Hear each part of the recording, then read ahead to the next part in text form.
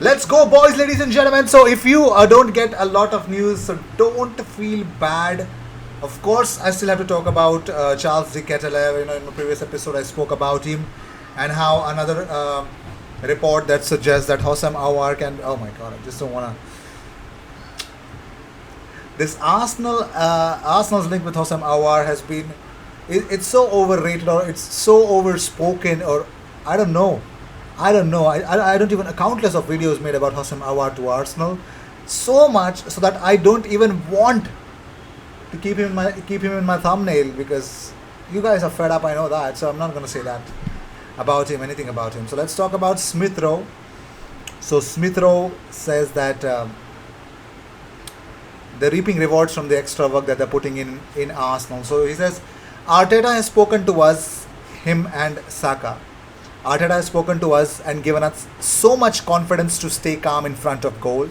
We know we're going to be getting into these positions because we're both young players. We've got to stay as calm as possible and just focus on the goal. We've been practicing a lot in the training, after training, and we get the support from the experienced players in the team as well. They're always helping us. It's really good at Arsenal. We're really happy with the help we are getting. And it shows. It shows the way that they're scoring goals for their respective country levels, the age group. They really are maturing in the right way that you'd want them to. So here's a fun story, and here's something that you would not like in a different way, because Thomas Partey now has scored in consecutive matches for Ghana. This time around, a free kick against Zimbabwe. The guy is crazy. He scored a free kick against Zimbabwe. Thomas Partey, as much as I'm so happy for you, I feel so jealous that you don't do that for Arsenal, man. Every ball that Thomas Partey gets is, I don't know. It's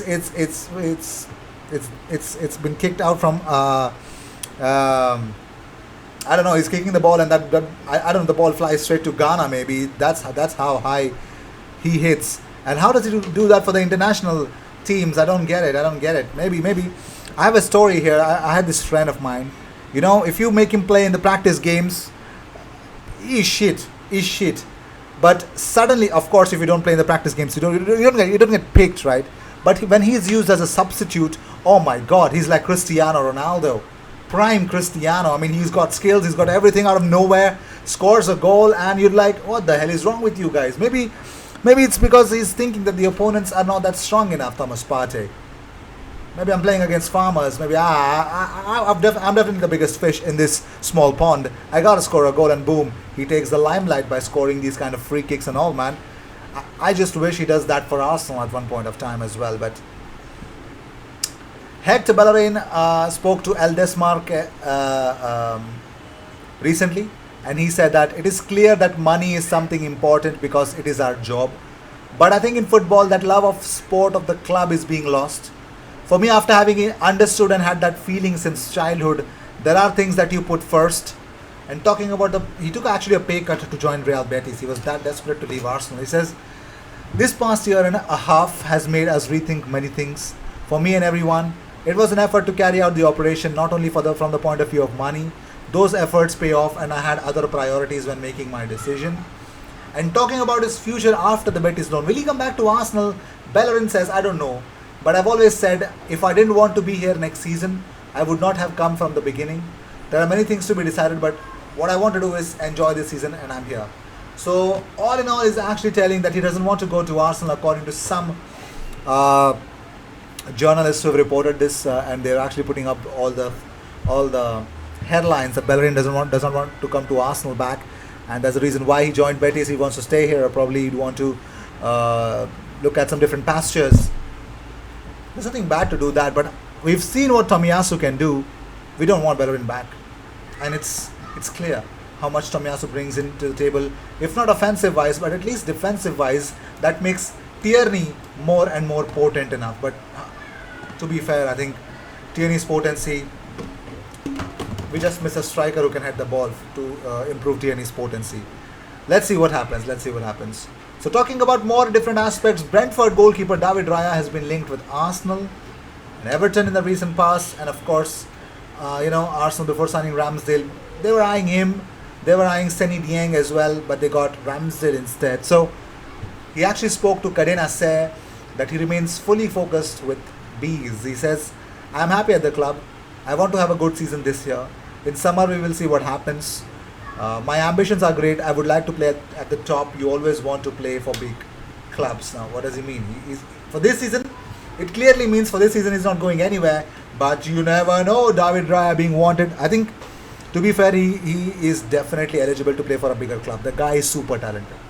Super talented. You don't even have to think twice. He's that good.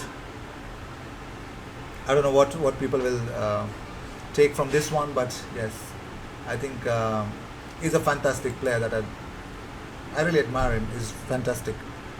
And talking about more stuff, Kevin Campbell has spoken about how En-Nesyri would be a perfect fit at Arsenal. Speaking to Highbury squad, he says about En-Nesyri that good player, really good.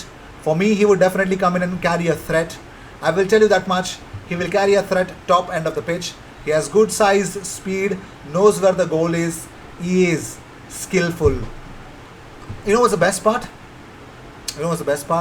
He is a superb aerial. He's got a good aerial prowess. He's really good in the air, which I love. You know, so that's the beauty of that. So let's see how that will turn out to be.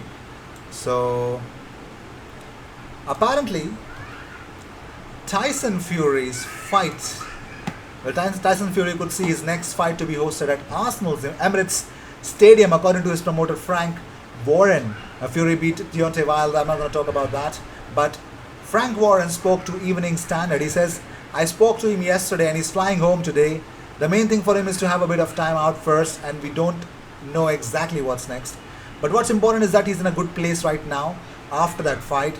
As for what's next, I would personally like to be back in London. If it's early spring, then I'd like Arsenal, but there's Cardiff, and I'm sure Tyson would like Manchester United for the next fight. So you never know. It could be at the Emirates, but more importantly, it could be still at Old Trafford. You never know. Even at Cardiff as well.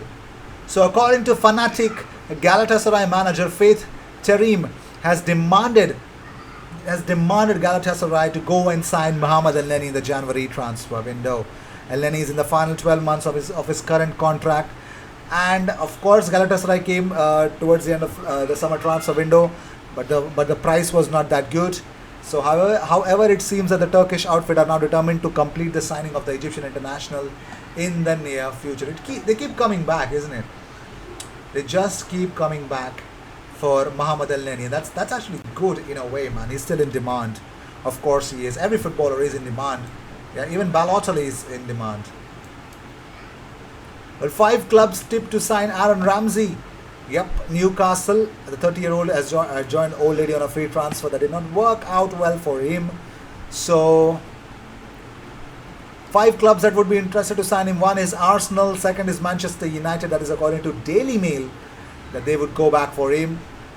Newcastle United, of course, you know, the new era at Newcastle could bring in some definitive players back to the Premier League.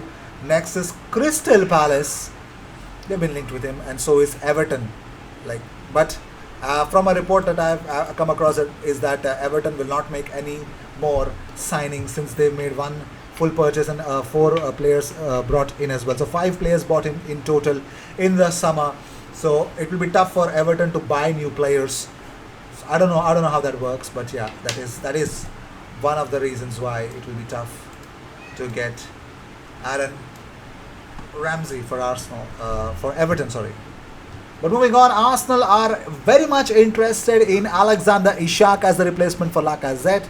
While Arsenal have spoken with Isak's representatives and are willing to stump up the necessary cash, that is according to Spanish outlet AS.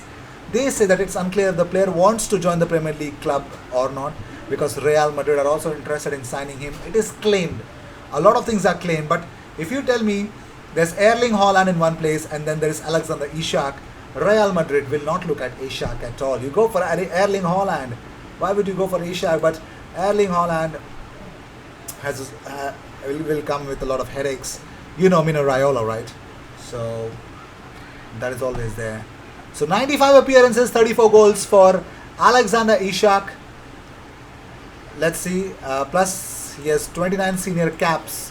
He's won UEFA Star of the Match award for his stunning performance against Slovakia at the Euros. Yes, he did. It was fantastic. Superb.